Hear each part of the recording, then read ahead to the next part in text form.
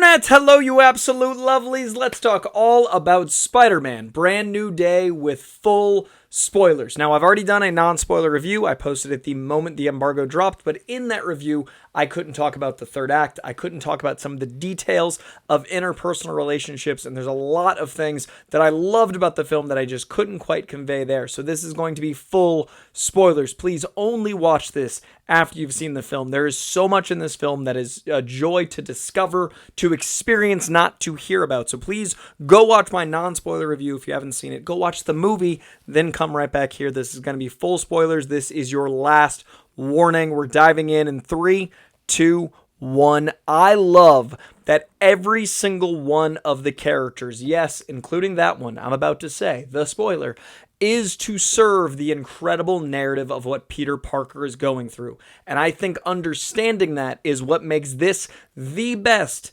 live-action Spider-Man movie ever made. I've given it a couple days to marinate. I've thought about it since then. I'm seeing it a second time tomorrow.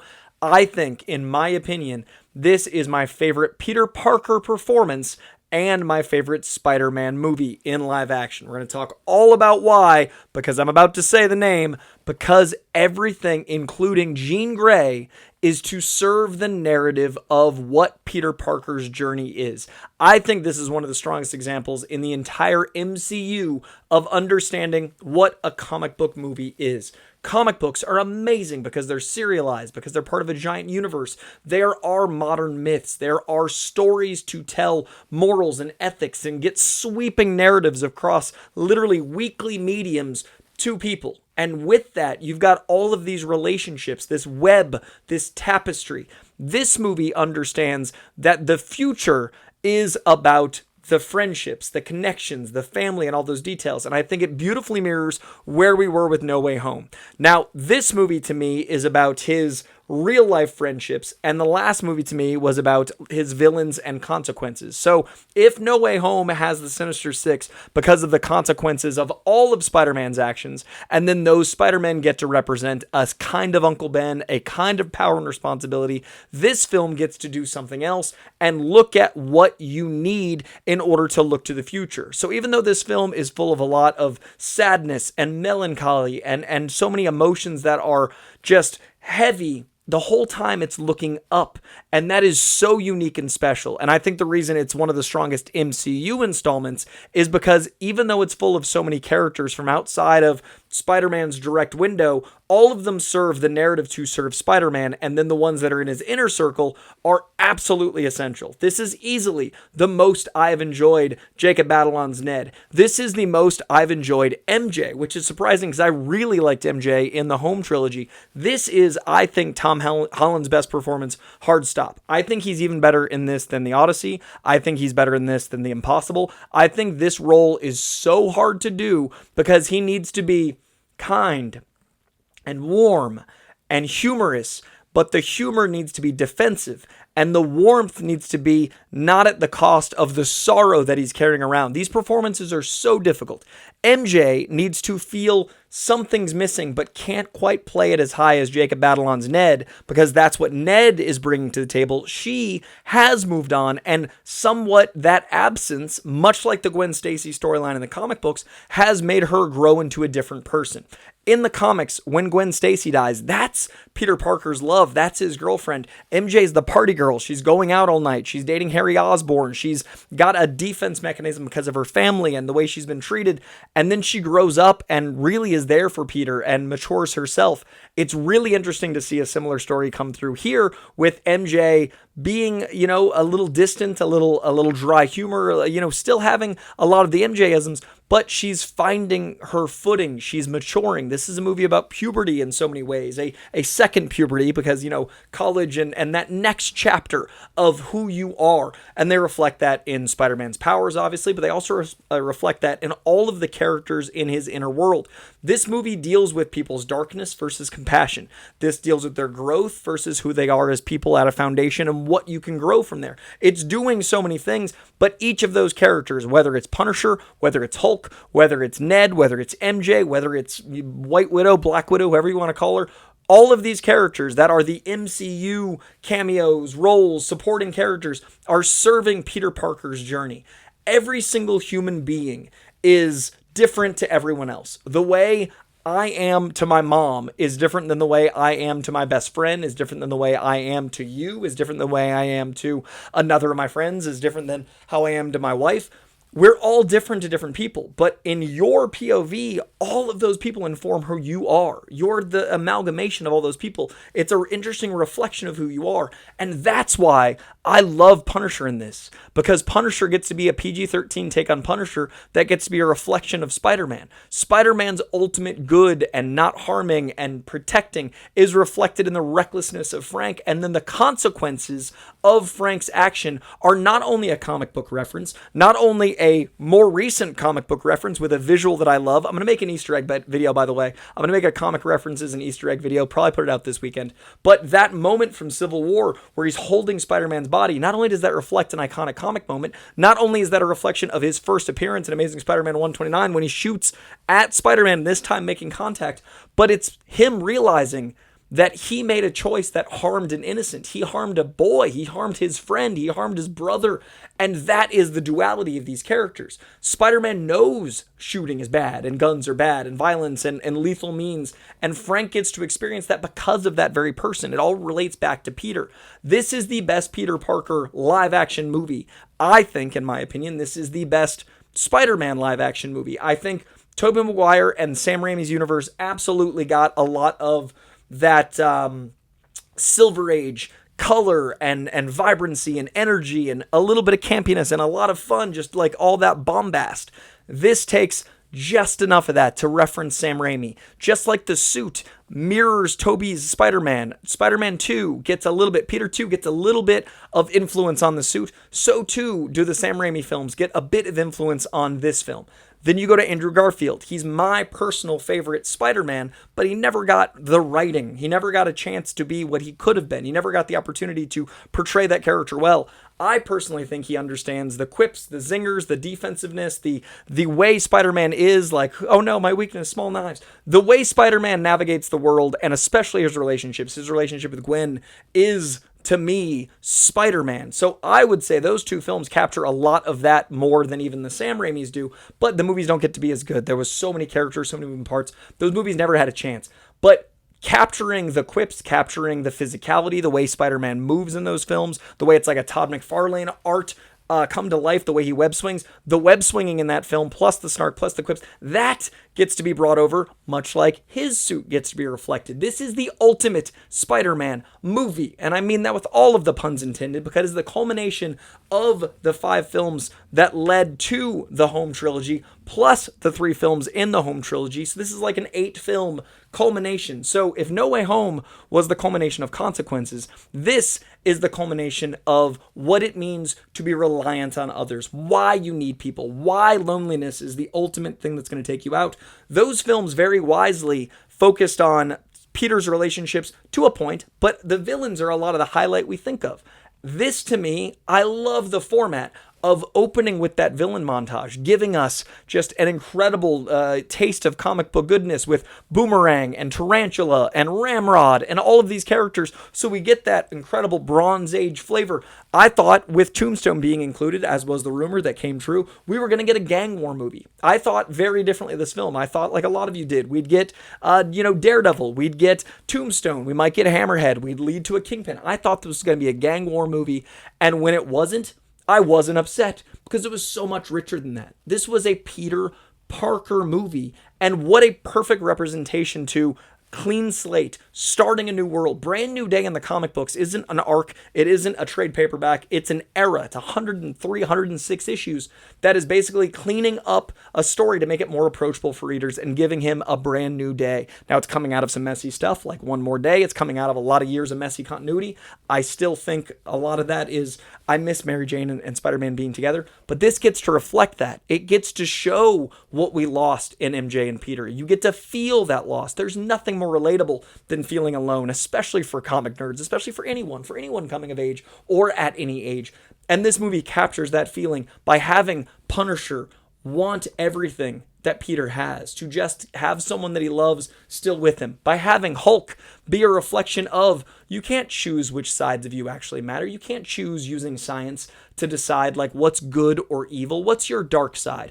The other guy isn't pure dark, and Bruce isn't pure good. The Punisher isn't pure dark, and Frank pure good. We're all a yin-yang of what we equal together, and these characters in the greater MCU get to reflect that. I had a great interview with Destin Cretton where he explained to me he picked these characters like Gene Wolfe by the story he wanted to tell. During this movie, watching this, I realized all my theorizing was wrong because I saw Gene DeWolf, I saw Tombstone, I saw a lot of Jerry Conway, Sal Buscema era imagery, and I was like, this is going to be gang war, it's going to be this. And instead it was, no, I want to tell the story that follows No Way Home, that shows the loneliness of someone that is taking all of their time behind the mask. This movie has way more Spider-Man screen time than any other Spider-Man. I almost guarantee it. I haven't clocked it. I've seen it once. The amount of time you're in the suit is far more than Tom Holland showing his pretty giant movie star two biggest movies of the summer face. And instead, it's the most Peter Parker story, because when the mask is on, you feel all of the things emanating from him as an actor. You feel the physicality, in part because they finally gave him a physical suit. You feel all of these things. We'll talk about Jean Grey here in a second.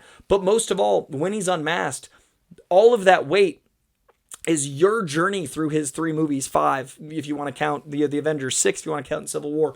You've got all this connection to Spider-Man, and you feel his loss because you've grown up with him. You've grown up with their relationship. You've grown up with these things, and you feel it mask on or off. And the Spider-Man No More story, the Peter Parker No More is Amazing Spider-Man number 50. Spider-Man No More is something that happens periodically in the comic books, but he's always trying to like fix something, right? He's always trying to solve no one dies today, or, you know, this is going wrong, and he puts on all this responsibility. But he also at times, like Amazing Spider-Man 100 to 103, the 6-Arm Saga, and the Morbius stuff, when we meet those characters, he's trying to get rid of the Spider-Man DNA. He doesn't want to be Spider-Man anymore, and that's so he can be more Peter Parker. Here's a very interesting inversion of that I loved. He's trying to control the arachnid, which is a metaphor for so much about how we temper our emotions and try to keep things down and try to figure out how to optimize ourselves and not actually feel. It's so important to actually feel, and then that gets reflected in Punisher at the end. That scene in the hospital is one of my favorite comic book movie scenes, because it's a man actually feeling, and it's another man seeing that he needs to, and it's the connection between these two unlikely men in this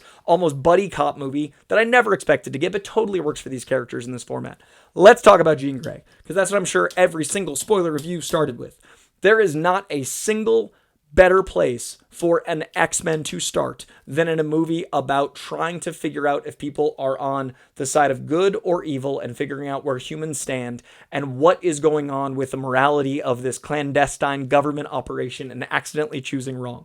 They set this up so well, and then that's the show side, that's the narrative side. On the business side, they gave us the first X-Man in a world that has introduced mutants with, you know, Miss Marvel, that has introduced the DODC, most recently in Wonder Man, also Destin Cretton, but it is using them in a way that feels like a plug and play for so many X-Men villains. There's so much coming out of this that is absolutely perfect, but you're setting this up in a guaranteed $1 billion, maybe $2 billion hit.